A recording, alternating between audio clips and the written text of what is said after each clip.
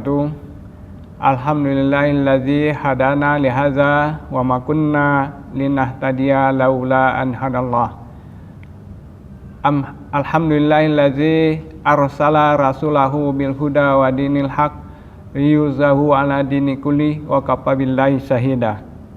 Asyhadu an la ilaha illallah wa asyhadu anna Muhammadan abduhu wa rasuluh la nabiyya ba'da. Amma ba'du. Alhamdulillah rabbil alamin wassalatu wassalamu ala Rasulillah sallallahu alaihi wasallam. Pada kesempatan kali ini saya ingin menyampaikan asal muasal daripada azan Jumat 2 kali. Nah, bermula azan Jumat 2 kali ini untuk di Indonesia khususnya kita tidak begitu mengerti dari mana asal mulanya. Akan tetapi kalau kita telusuri dari awal daripada munculnya azan Jumat 2 kali ini adalah bermula dari Khalifah Utsman bin Affan, di mana kita tahu bahwa saat itu pada zaman Khalifah Utsman bin Affan, masyarakat atau umat Islam sudah mulai ramai masuk agama Islam, sehingga pada saat pelaksanaan Jumat adalah di antara sahabat-sahabat ini yang masih tidak mengetahuinya atau masih melakukan aktivitas berdagang atau bertani, sehingga atas inisiatif Khalifah Utsman bin Affan maka dilakukanlah pemanggilan untuk mengingatkan agar supaya bersiap-siap untuk mendatangi masjid di hari Jumat. Maka dilakukanlah azan pertama, tetapi azan ini sifatnya bukan di waktu salat Jumat, bukan di waktu salat zuhur, akan tetapi di luar salat zuhur, yaitu sekitar setengah jam sebelum masuknya waktu zuhur. Inilah yang dilakukan di masjid di Madinah maupun di Mekah, di Masjidil Haram sampai saat ini.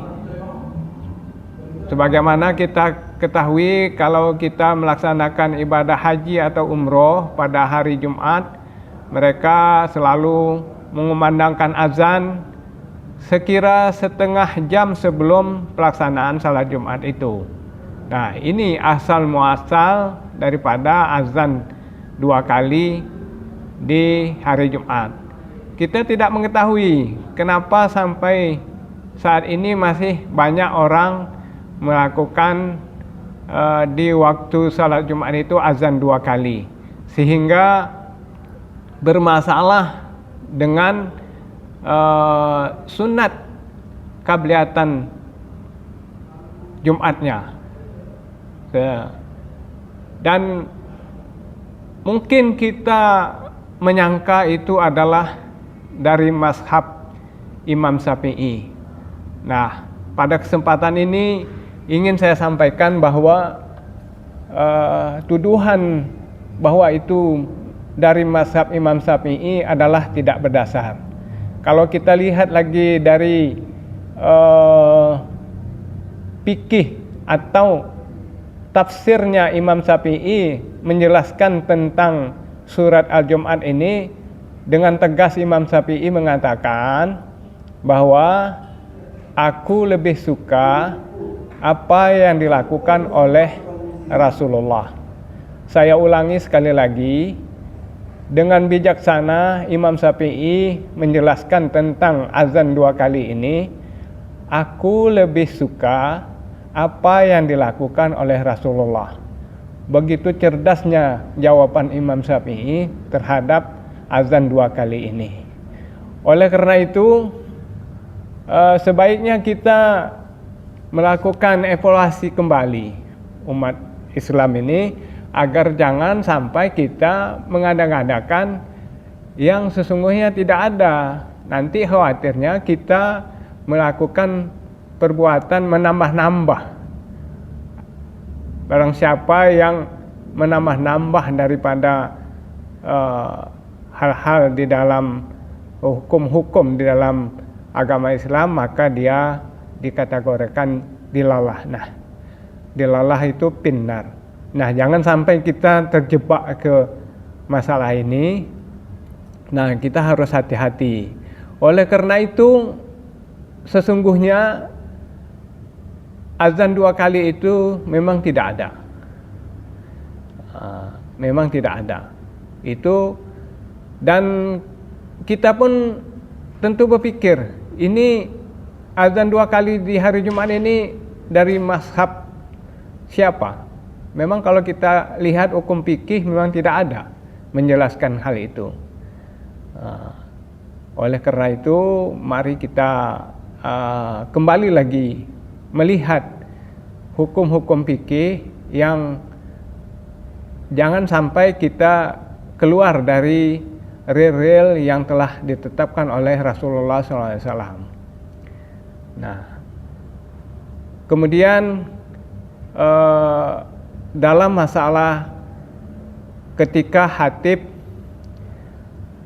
sedang berkhutbah dan apabila salah seorang dari jamaah datang mendapati khatib sedang berkhutbah, nah itu sebaiknya si jamaah itu harus duduk mendengarkan khatib berkhutbah, dan itu lebih baik, lebih utama, karena mendengarkan khutbah merupakan kewajiban, dan salat itu sebenarnya sunnah saja.